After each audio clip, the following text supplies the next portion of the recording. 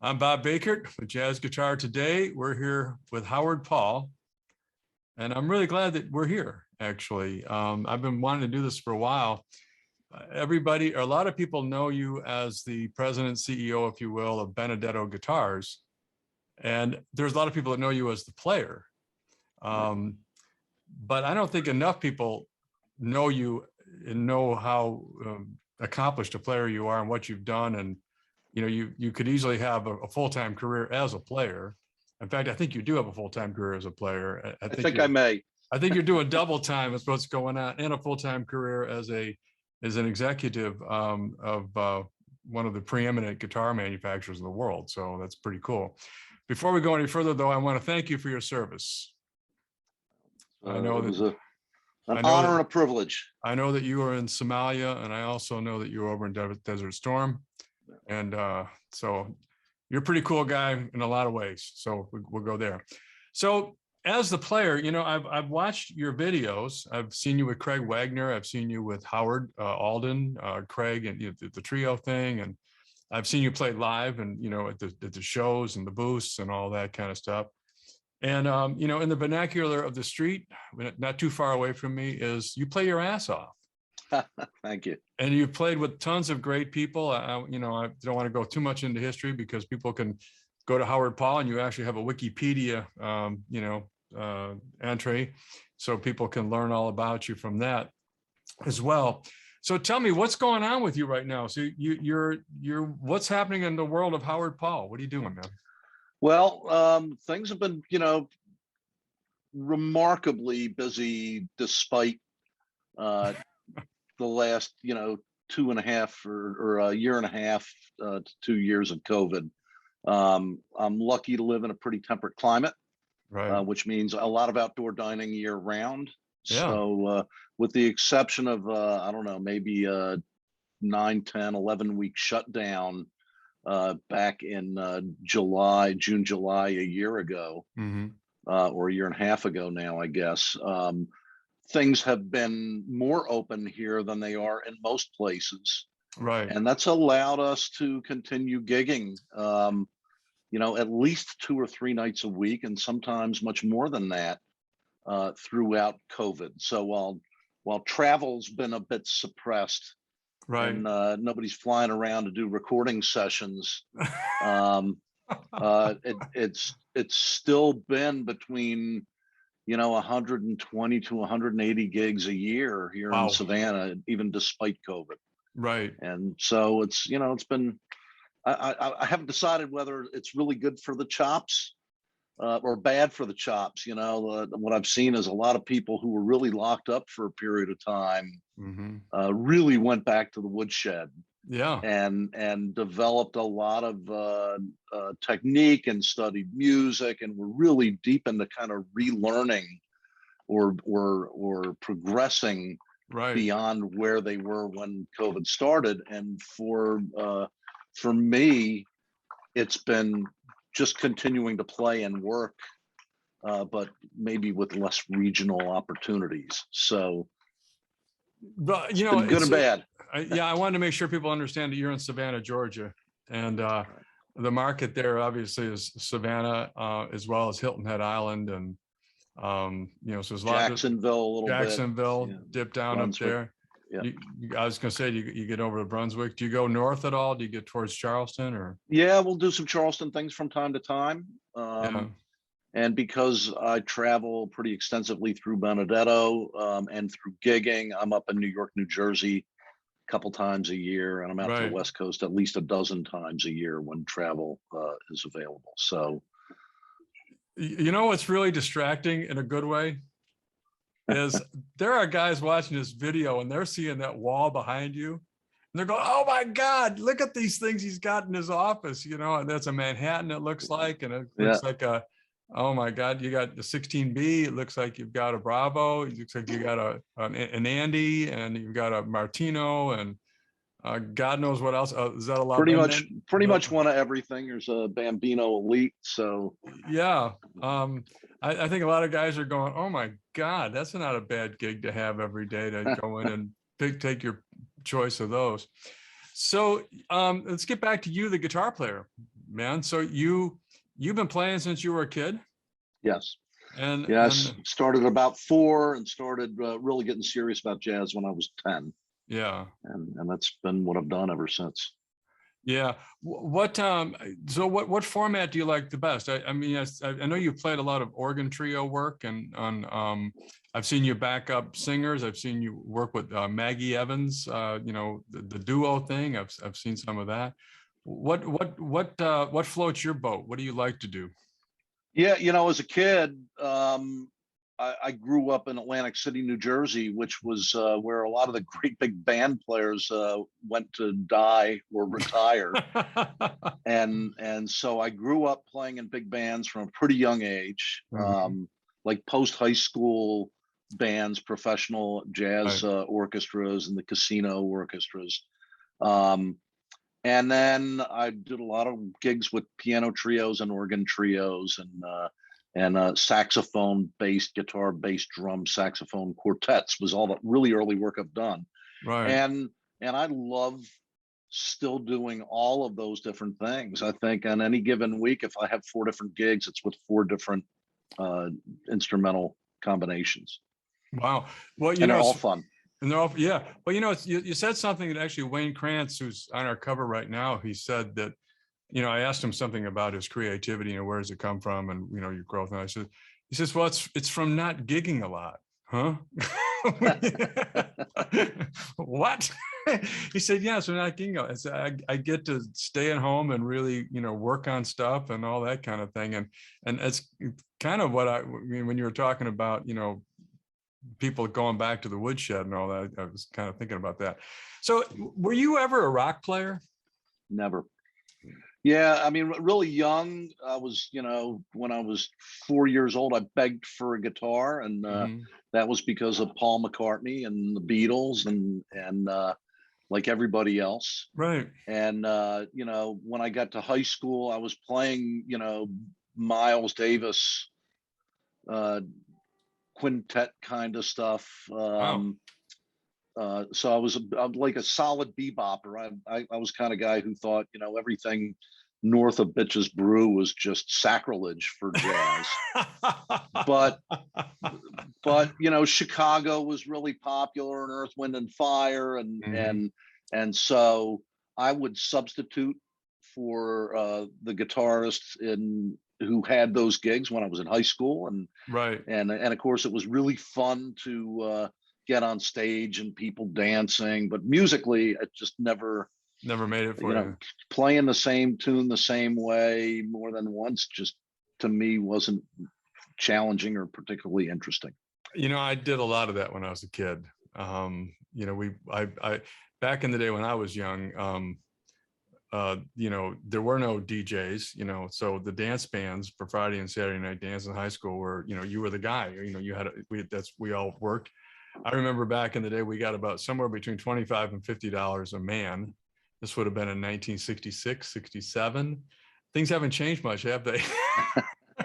Fortunately, they've gotten a little bit better, and maybe that's partly because I live in Savannah, where I'm a pretty big fish in a pretty small pond. So the guys here that are professional musicians that work have a little bit higher bar than they do in most places. So who are your influences?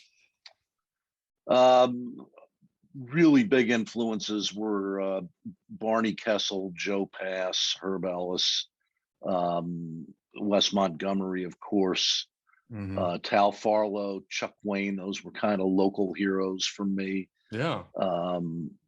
Really that very mainstream, straight ahead, early Kenny Burrell stuff, Joe Puma. Wow, that's a name I haven't heard in a while. Tony Mottola. That's another one. When I was when I was a kid, because I was in Atlantic City, it's essentially a suburb of Philly. It's about 50 miles away. And so very heavily influenced by Philly players, particularly Pat Martino and Joe Scro and Sonny Tissone's band or Ace Tissone's band with Sonny Troy. Guys who are local to Philly were really influential, but I guess I was about 14 or 15 years old when the music store that I worked in, the owner of the store, who was a drummer and a Buddy Rich disciple, Oh boy. accused me of never having finished playing a song, because I'd be in there, practicing, and I'd start off with, all the things you wore, and I'd wind up, doing what he called nat note lines, bebop lines, and never actually playing the song. The song. Yeah. And so at some point I realized that I was missing what older jazz musicians really wanted to hear in music. And so I decided, well, the Philadelphia thing is really not that mainstream jazz. New York players were, and so I got a hold of the New York Union book and found Tony Mottola's number, who I thought was kind of the quintessential beautiful guitar player, and I called him.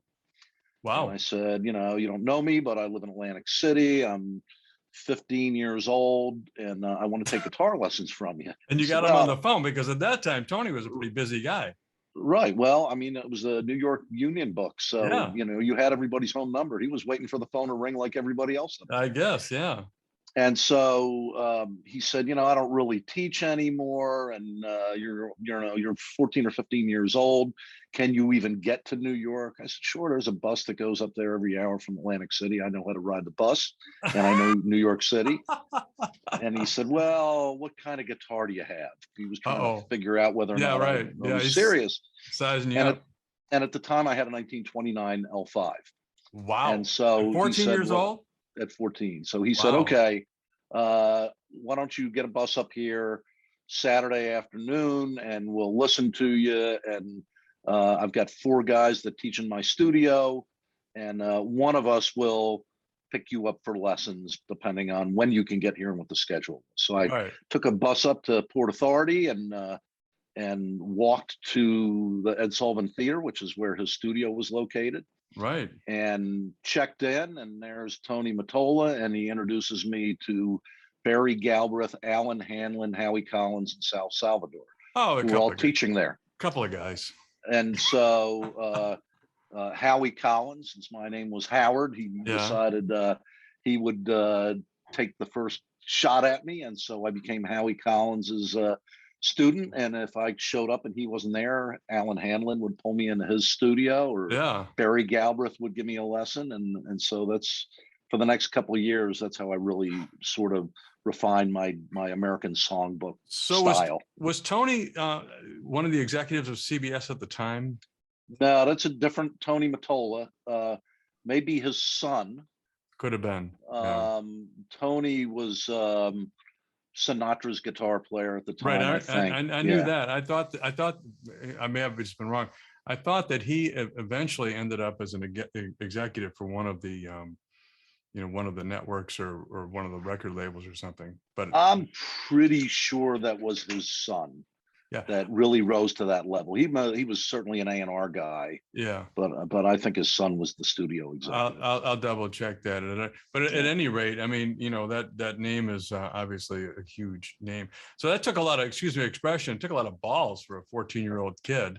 First of all, what's a 14-year-old kid doing with a 1929 L5? I mean, come on, that's crazy. Well, I love jazz, so my first real guitar was a Gibson ES 140, 3/4 size, looked like a 175. Yeah. And then when I got big enough, I got an ES 125 thin line cutaway TCD. Yeah. And then I wanted a real jazz box, and everybody said, L5 is a real jazz box. So I had 2 125s at that point. And I took them both up to Manny's, Sam Ash, and 48th Street. What year would that have been? Probably 73. Okay. I was 13 years old. Yeah. And I traded them up for a big jazz box, and then I guess by the time I was about 15, one of my guitar teacher, who had been a Joe Pass disciple, melody chord, he never played single note solos, but he had hired me to be in his band. And I I became the guitar player, the melody player, and he taught himself how to play bass. Wow. And so he had really beautiful 1963 or 64 Gibson Super 400. Yeah, it's a great guitar. And so, or I'm sorry, not a Super 400, a Johnny Smith model. Okay. Johnny Smith D. And so he traded, or I traded him my 29 Single pickup or double L5. pickup? It was a single pickup, Single not a D, just a Johnny Smith model. Okay. So we traded guitars. I kept his Johnny Smith for many, many years. It's a great guitar. And he kept my my old L5. And at some point, I got an Ibanez Johnny Smith lawsuit model as a backup for gigs. Right. And I had that guitar, I had the Johnny Smith until maybe 93 when I bought a West Montgomery model and hated it. It was when they first started making them. And then eventually in 95, thanks to Jimmy Bruno, I ordered my first Benedetto. So I've been playing Benedettos exclusively since 97. Yeah, I've got a horrendous L5 story, but I'm not going to go there. But when you say you got a new West Montgomery and hated it, I someday off camera we'll talk about my experience with the L5 that I ordered and got. No, it's a long story. It's a mess. Right. Anyway, I think not to disparage L5s, because there's some great ones out there. Let's just leave it at that. Well, that's the problem. There are some great ones out there. Yeah, there are some great ones out there. You got to kiss a lot of pigs, I guess. Well, I've had a lot of frogs. I've had my hands on some beauties that there's not enough money to part. The guys that own them know what they've got, and they're not going to part with them. And then the ones that are, well, let me put it this way. Back in those days, there wasn't a Benedetto guitars, like as popular as it is now. We live in an era where there's a lot of great luthiers out there making really good instruments. Back in those days, you either had if you were playing acoustic, you either had a Martin D28 or D18 or a K. You didn't have many choices back then. So for Gibson was it, really. Unless you could afford a D'Angelico. Right. My Sam Ash / Manny stories was 1970. I was up there. I was playing at the bitter end, believe it or not. And they had a New Yorker, a D'Angelico New Yorker, in the window, taking sunlight. Yeah, that used to happen all the time up there. Yeah, I couldn't believe it, and but it needed a lot of work. It was pretty rough. I checked. I actually went in and got them to check it out, and it was an amazing instrument, but it had a tough life. That's all I can say. I think somebody used it as an oar, or as a paddle. So of all these gigs that you played, you got any that you would go memorable gigs, something that I'm really lucky to be here on this stage? Oh, there are so many. Give me a few. Top of mind. I did a couple of tours with Bob James, just piano and guitar. That's amazing. 7-string guitar, so I would comp bass lines and chords while he would solo, and then we'd switch. And a couple times we took it out as a trio. We added Ben Tucker on the bass at one point. Oh, yeah. Delbert Felix played with us a couple times. There were times when we turned it into a quartet, but it was always straight ahead. Bob was this, the kind of the grandfather of smooth jazz, and so I didn't like him when I was growing up. I was always horrified at how I felt the music was kind of dumbed down from bebop. Right. Not really knowing it and not caring to know it. And the first time I met him, he came to visit me in Savannah. A guy who was bringing him over to tour Benedetto called me up and he said, "Hey, I got my friend Bob James is here. Can we come tour your shop in about 15 minutes? And I said, well, of course. So I immediately Googled Bob James, knowing who he is, but not really knowing much about his background. Yeah. And the first thing that pops up is he's the musical director for Sarah Vaughan. Well, that's pretty serious. And so he's recorded with everybody. He's the head of his own recording studio. He was the guy, who put almost everything together, was musical director for Creed Taylor Records, and kind of discovered, Benson and and Grover Washington Jr. and George Duke. And I mean, what an unbelievable career this How guy did that had. feel, man? And he grabbed your butt. Yeah, so he came toward the factory. We talked about music, drank a lot of wine. A couple days later, I was doing at the time I had a steady Monday night gig at the Jazz Corner in Hilton Head. And I used to bring in featured guests, and he called me up and he said, my wife would love to come over and see a play. Please don't ask me to sit in. I just really want to come and hear you. And so we got there, and I begged him to sit in. He said, well, I'll play one song. And he wound up staying and playing the whole night. Oh, man. And just reading out of a real book, because he hadn't played those tunes for years. And so he had a great time. And then his wife called me up the next morning, Judy, and said, Howard, Bob really enjoyed himself playing with you.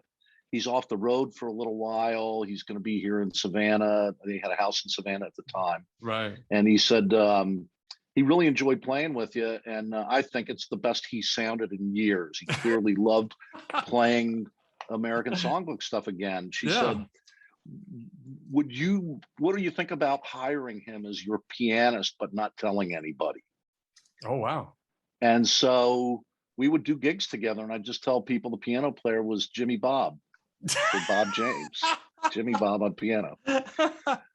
So it was a really wonderful relationship. I got an opportunity to record with him, just a duo album. We played some great clubs together and concerts. We did Kumbwa Jazz Center and Yoshi's in Oakland, and that's awesome. Did Pittsburgh's Manchester Craftsmen's Guild, and we do master classes together. So it was really memorable for me, because most of those kinds of gigs I'd done had been working with Bucky Pizzarelli or Jimmy Bruno or Howard Alden or Andreas Oberg. I've worked with. I've been very, very fortunate to work with all the great jazz guitarists. Right. But really fun to go out and just play duos with this brilliant and very unique jazz pianist, and that was a lot of fun. And a guy that's had a ton of success. I mean, absolutely, a ton of success. I mean, I laugh a lot when I talk about the jazz guitar market, as opposed, where it sits in the pantheon of all music, and it's it's like 1%, 1.5%, or jazz. Excuse me, not just jazz guitar. Jazz is 1.5% of all music recorded and bought and played. And I figure guitar is about 1/10 of that. And so I figured Lithuanian folk throat singers are probably, we're probably fighting for, the to get the respect in the press.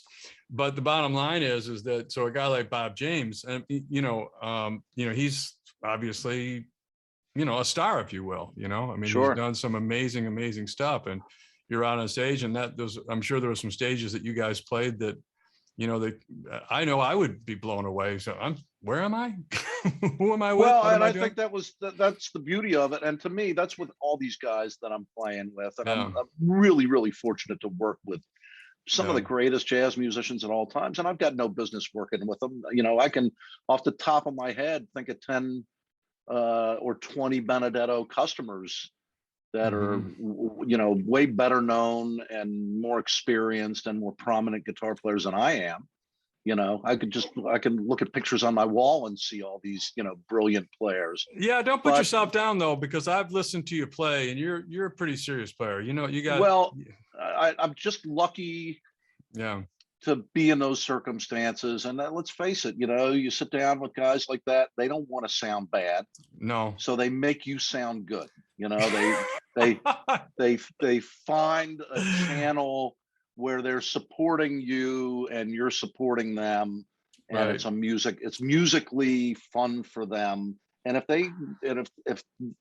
they want to be on stage with me and do that, then I got to be doing something right. I absolutely. I'm not Frank Vignola. I'm not, Dan Wilson. I'm not Homero Lobambo. Legendary players, all in their own right. But these guys like having me on stage with them, and I love having the opportunity to be there. Frank called me on stage one time. I played with him, and he he made me sound good. That's all I can tell you. He made me sound like I knew what I was doing. And that was, you know, I mean, I love Frank. I think Frank's a great guy. And obviously he's a big supporter of what we're doing here at the magazine. Well, that's really what makes a great musician is Yeah. the generous, it's the musical generosity Yeah. towards other players. And you look at guys, and they're not, you know, not even Benedetto guys, but, you know, guys like Peter Burns, Yeah, who, Peter's great. you know, makes everybody who sits down on stage with him sound and feel better about their approach to the language that they're sharing. What a sweet guy too. We put him on our cover, I guess, last year, and the interview was just so great. I mean, he's just such a magnificent guy and very giving and all of that. So very, very, you know, very, very cool. I was going to ask you about Pat Martino. Yeah, obviously we lost Pat this year, but you mentioned that he was a big influence on you, and that kind of, it's not that it surprised me. It's more I want to drill down to that a little bit. You know, Pat had a kind of a rock fusion era, you know, in his playing, and then he had kind of a straight ahead, you know, bebop kind of thing. And in the 70s, when you would have known him, he was, you know, more of a Joyous Lake kind of guy, you know, off of that recording. And so tell me about Pat and your relationship and all that stuff. Yeah, so I had met Pat when I was young, but when I talk about Pat Martino being an influence, Pat Martino was a student of Dennis Sindoli. Right. Dennis and Adolph Sindoli were the Sindoli brothers in Philadelphia. Right. There's my puppy dog. Love him. Trying to get food. At some point, there was a prodigy of Dennis Sindoli named Joe Scrow, right, who was the jazz guitar player teaching the Sindoli method. And that's where Pat comes from, was right. Sindoli and Scrow, and their approach to bebop lines, the studying the violin, you know, Paganini, you know, the caprices, the doing the being a pain, doing the you know, Bach two-part inventions. Sure. That's where Pat was formed, was doing that stuff, and that's kind of where my early playing was all formed. There's a saxophone player that studied with Dennis Sandoli that made it pretty big. Remember him? Coltrane, of course. Yeah, I mean, a lot of guys. Dave McKenzie, who I grew up with, you know, we started playing jazz together when we were 10 years old. Yeah. At 12 or 13, he was going up to Philadelphia to study with Sindoli. The pianist George Mesterhazy. I mean, everybody from my area was very, very heavily influenced. Well, from Sindoli. Interestingly enough, I had contacted him from Buffalo because I grew up in Buffalo, New York, and I mean, his reputation was huge in Buffalo as well. I mean, everybody knew who Dennis Sandoli was, you know, everybody, you know, because Buffalo was a big jazz town back then. I don't want to get too far into Buffalo, but anyway, you know, you certainly been around a couple of heavy hitters to go in the Mottola, you know, the Mottola family, if you will, and then hang out with the guys that, you know, through Pat. And then later on, you developed a relationship with Pat, and Pat is one of your, putting your Benedetto hat on, you know, that guitar right over your head is your Pat Martino model. Right. So let me mention this now before we get too deep into other topics. April 3rd, 2022, I am co-hosting a Pat Martino celebration of life. Great. With Joe D'Onofrio, who was Pat's manager for a couple decades. And it'll take place in Philly. We're still negotiating the location. It'll have some of the most important jazz guitarists in the world who were Pat Martino fans and disciples. Right. And I could list them, but, you know, there are too many, and you know who they all are. Yeah, we do a big thing with Joe. Is a real good friend of mine and good supporter of what we do here at the magazine. And I'm sure we'll be promoting the hell out of this event. We will give you all the information, but it's been an opportunity for me in the last couple of weeks to communicate with all of Pat's guys, that from Tony Mottola to Pat Bianchi to Joey DiFrancesco. I had a great conversation last night with George Benson. Oh, wow. I've talked to Paul Bollenbeck and Dave Stryker, and everybody who Yeah. Pat has influenced is very anxious to celebrate him. And so it's going to be a great event, and I hope people will come to it. If you had to, we're going to do everything we can to promote that. What I was going to say is that if somebody didn't know who Pat Martino was, and there's a lot of people that still don't, what are some of the things that you would say that, what made him great? Why is he? Let me just say this before you go there. I ask a lot of people, who are your influences, who are your top guitar players, and he's always in the top 1, 2, or 3 of everybody I talk to. Yeah, I think it's a generational thing. Yeah. For me, it certainly is, and I think I kind of feel like Pat is the bridge between traditional bebop and contemporary jazz, not smooth jazz, but contemporary fusion. Brecker Brothers, Right. Weather Report, later Miles Davis stuff. Pat was a unique, really driving bebop player in the organ trio vernacular, Right. that took it to a new level, while the rest of contemporary jazz was becoming much more modal and, to me, more commercial. Pat still carried the traditional sound and approach of bebop players that preceded him, kind of the Mickey Baker Right. style of guys. So he was unique, and he was also unique because he was the first, that I remember, first real mainstream guy that played a solid body electric guitar, Right. but didn't process it.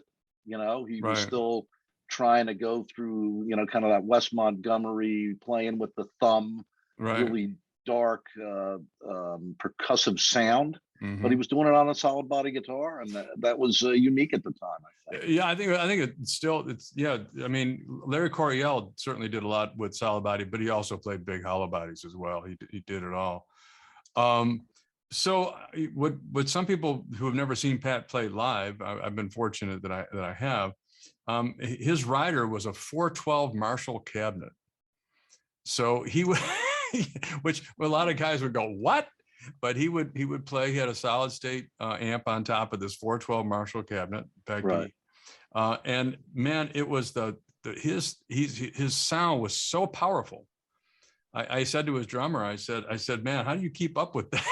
Because he was the drummer in that band. I mean, his time was just incredible. What his time was, and the tone that he was getting out of that 412 cabinet was just, it came at you like a wall. And it was pretty remarkable. Well, his rider required that amp because nobody had the boutique jazz amps that could generate the sound. If you went to his home, he had 2 Razor's Edge cabinets and an acoustic image head. Yeah, but he wasn't going to travel with those, and he hated the twin reverb. It was. He wanted the solid state sound where he could control it, and it was immediate, and he didn't have to worry about broken tubes and and overly sensitive reverbs.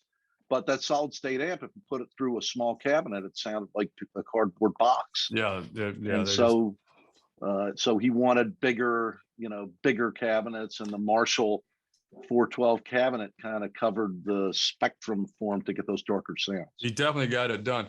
So let's talk about you as a guitar player for a few minutes, if you don't mind, because we only have a few more minutes left here. Yeah. So if you were to be asked, or someone was to watch you play or listen to you play and all that, what do you feel is kind of identifies your style? What are you trying to bring to the party in all of this? Is there some approach that you feel like that's I hate to use this language, but please work with me on this.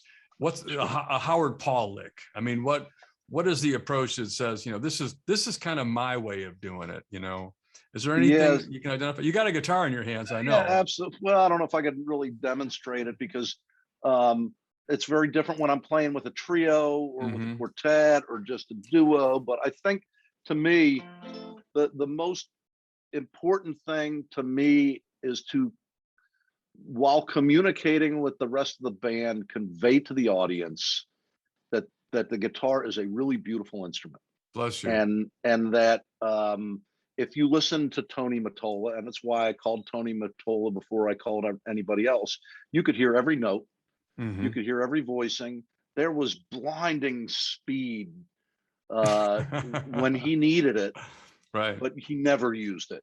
You right, know, if there was a requirement for an arpeggio to get from one portion of the song to another, right. then Tony would use that. But he Hmm. used it very sparingly, and I think maybe the other, and not just playing, you know, getting as beautiful a sound as you can out of the guitar, Hmm. but reminding the audience of the melody, Right. Oh yeah.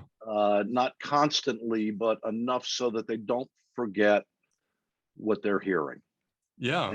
And so that's always been kind of my goal, was to keep the melody sort of towards the forefront, play songs that are either really beautiful songs or that you can make beautiful by really focusing on the sound of the guitar, the feel that goes behind it, and and knowing your role given the band that you're in. If you're Right. just accompanying a singer with a bass player, then you're the drummer. If you're in a B3 trio, then you're the horns. You're Hmm. not another keyboard player. Right. You're stabbing horn lines and without dominating whatever the organ player wants to play with their left hand. If you're the only rhythm instrument in guitar, bass, drums, trumpet, or saxophone, or flute, or voice, then you're the piano player, and you have to find you know, bigger voicings and nice passing tones, and be able to play intros and outros, and so the role of a jazz guitarist, you know, people in rock and roll ask, are you a rhythm guitarist or a lead guitarist? And for a jazz guitarist, if you are working, you know, if you're Yeah. really a working jazz Yeah. guitarist, and it's not, you know, you're not Pat Metheny and it's your band and the world revolves around you, Right. then you, not to be a cut on No, Pat Metheny, but I you know know, exactly what you're talking about. Right. then you have to be responsible for whatever role you're playing when you're getting paid to be on stage to play Right. music. And if you're lucky enough where it's always jazz, then you know, it's always a fascinating role. If you're an R&B guitar player, then that role is really limited and isolated to what an R&B guitarist is supposed to provide.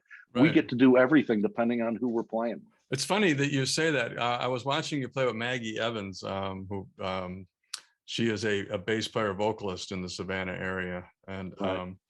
and I was watching, and you were letting her.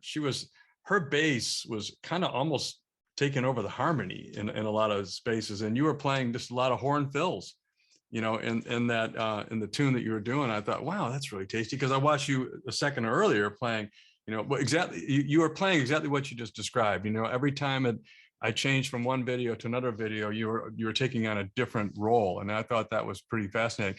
You know, in all the interviews I've done, and I've done a lot of interviews with a lot of guitar players, you're the first and only guy to ever explain that.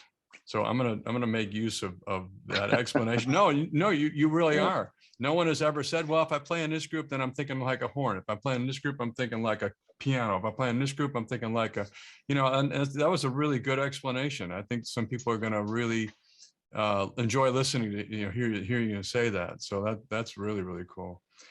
Well, Howard, we had a great conversation. Is there anything you'd like to add to it? Well, I just want to say thanks for everything that Jazz Guitar Today does. Oh You man, know, thank you and you. I have talked about this concept before it was a concept, I think. Oh yeah, You know, absolutely. back in the Just Jazz Guitar magazine days, and I love Ed it's Benson. I get to see Ed all the time. Yeah, I have lunch props with to him Ed. every other week, Props to Ed. But If it wasn't for, let me just say this, if it wasn't for Ed Benson, there would be no jazz guitar today, period, bar none. He's the daddy of all this stuff. right, and so just as Ed Benson and Just Jazz Guitar was kind of the glue that held the guitar community together back in the 90s, I think you are providing that kind of glue to the guitar community today, and it's really important. And it gives us musicians an opportunity to listen to other guitarists, maybe not playing exactly the same genre or style of music, but it opens us up a little bit, and I think that's a really good thing. Well, again, thank you for having me, and it's really fun to talk about, you know, half of my life, which is playing guitar, to other guitar players, and not just focus on the other half of my life, which is running a guitar company, which is equally fun. Well, you know, I'm gonna say this, and you know, and this is the truth. You know, Howard, the guitar community owes you a lot. And they don't. I mean, I know you hate to hear that, but man, I mean, you have done as much as anybody anywhere to promote jazz guitar as a player, as a great representative of the genre. I mean, you know, I mean, you're one of the guys. I mean, you've been carrying that frickin' torch for as long as I can remember. You've always been around. You know, long time ago. You know, you've been into the gig. You know, the whole. I remember seeing you before you went with Benedetto, actually, and you know, we all in the jazz guitar community owe you a debt of gratitude for both ends of your world. You know, as the player and the promoter. And I know that you didn't mention it, but you also were the director of the Savannah Jazz Festival for a number of years. I mean, you know, you and I know what that is and how much work that is. I mean, you know, you just, you know, and that's a big deal. So Howard Paul, we salute you. We thank you for your service. We're really, really glad you're around and hanging out with us. And man, I just can't thank you enough. Well, thanks for having me on. I really appreciate it. Okay. And I look forward to seeing you soon. Thank you, Howard. Bob Bakert for Jazz Guitar Today with Howard Paul. Bye-bye now, Howard.